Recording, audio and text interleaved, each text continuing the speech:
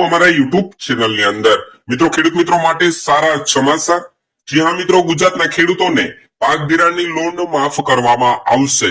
કમોસમી વરસાદના કારણે ₹10,000 કરોડનું પેકેજ જાહેર કરવામાં આવ્યું હતું। તે કૃષિ રાહત પેકેજના ફંડમાંથી સરકારને જે ફાળવણી કરવામાં આવે છે એ તો કરવામાં આવશે જ।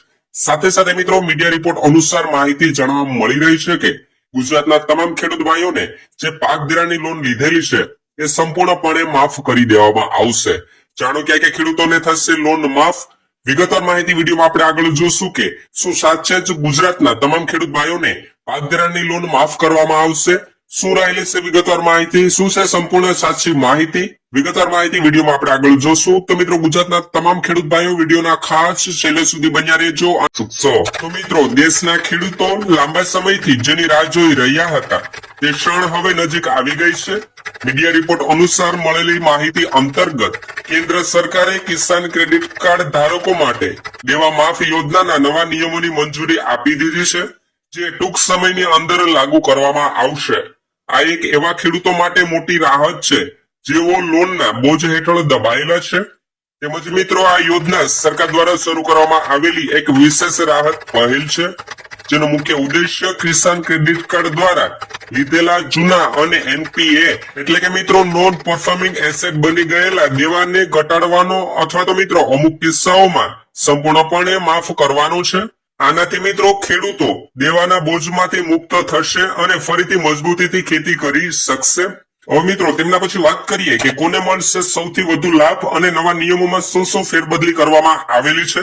તો મિત્રો મીડિયા રિપોર્ટ અનુસાર નવા નિયમોમાં મુખ્ય ફોકસ નાના અને સીમાંત ખેડૂતો પર રહેશે। જમીનની મર્યાદા જે ખેડૂતો પાસે 2 હેક્ટરથી આશરે 5 હેક્ટર સુધીની ખેતીની જમીન હોવી આવશ્યક રહેશે। તેમને જે મિત્રો કિસાન ક્રેડિટ કાર્ડ કિસાન કર્જ માફી યોજના 2025માં સૌથી મોટો લાભ મળવાની અપેક્ષા છે। હવે મિત્રો ત્યાર પછી વાત કરીએ કે લોનના પ્રકાર તેમજ લોનનો સમયગાળો કઈ પ્રકારનો રહેશે। તો મિત્રો ફક્ત ખેતી સંબંધિત પ્રવૃત્તિઓ માટે લીધેલી કિસાન ક્રેડિટ કાર્ડ લોન જ માન્ય ગણવામાં આવશે। ખાસ કરીને સમયગાળાની વાત કરીએ તો મિત્રો 2020 થી 2023 ની વચ્ચે લીધેલી નોન પરફોર્મિંગ એસેટ બની સુકેલી લોન પર વિશેષ છૂટ મળી શકે છે। હવે ત્યાર પછી મિત્રો વાત કરીએ કામની સિવાયની પણ અન્ય પાત્રતાઓ નક્કી કરવામાં આવેલી છે। કઈ કઈ પાત્રતાઓ રહેલી છે તો મિત્રો ખેડૂતો પાસે માન્ય કિસાન ક્રેડિટ કાર્ડ હોવું જરૂરી છે। આધાર કાર્ડ બેંક ખાતા સાથે લિંક હોવું ફરજિયાત રહેશે। અરજદારે અગાઉ કોઈ અન્ય દેવા માફી યોજનાનો લાભ લીધેલ ન હોવો જોઈએ। તો મિત્રો આ એટલી પાત્રતા નક્કી કરવામાં આવેલી છે।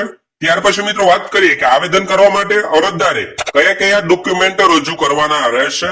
તો મિત્રો અરજદારનો આધાર કાર્ડ, ખેડૂત નોંધણી પ્રમાણપત્રક એટલે કે ફાર્મર રજીસ્ટ્રેશન, ફાર્મર આઈડી, જમીન સંબંધિત દસ્તાવેજો, બેંક પાસબુક અને મિત્રો કિસાન ક્રેડિટ કાર્ડ લોનની વિગતો તેમજ મિત્રો મોબાઈલ નંબર જે મિત્રો આધાર કાર્ડ જોડે લિંક હોવા આવશ્યક રહેશે।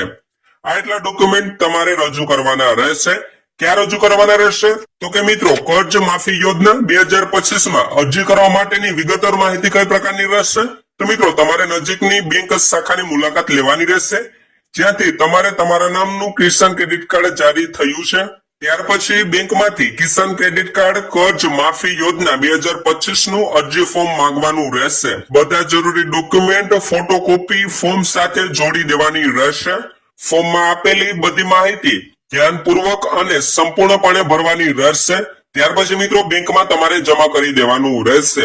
બેંક દ્વારા વેરિફિકેશન પૂર્ણ થયા બાદ તમારું દેવા માફી માટેનું નામ આગળ મોકલવામાં આવશે। તો મિત્રો બસ આ જ હતી ખેડૂતો માટે સારા સમાચારની સંપૂર્ણ માહિતી, જેમાં મિત્રો કિસાન ક્રેડિટ કાર્ડ કર્જ માફી યોજના 2025 અંતર્ગત આવેદન કેવી રીતે કરવું, કયા કયા ડોક્યુમેન્ટ રજૂ કરવાના રહેશે, ક્યાં રજૂ કરવાના રહેશે, નવા નિયમોની સરકાર દ્વારા શું જોગવાઈ કરવામાં આવી છે, કેવી રીતે કર્જ માફી યોજનાનું આવેદન કરવાનું રહેશે, એમની વિગતવાર માહિતી વિડીયોમાં આપણે આગળ જોઈ।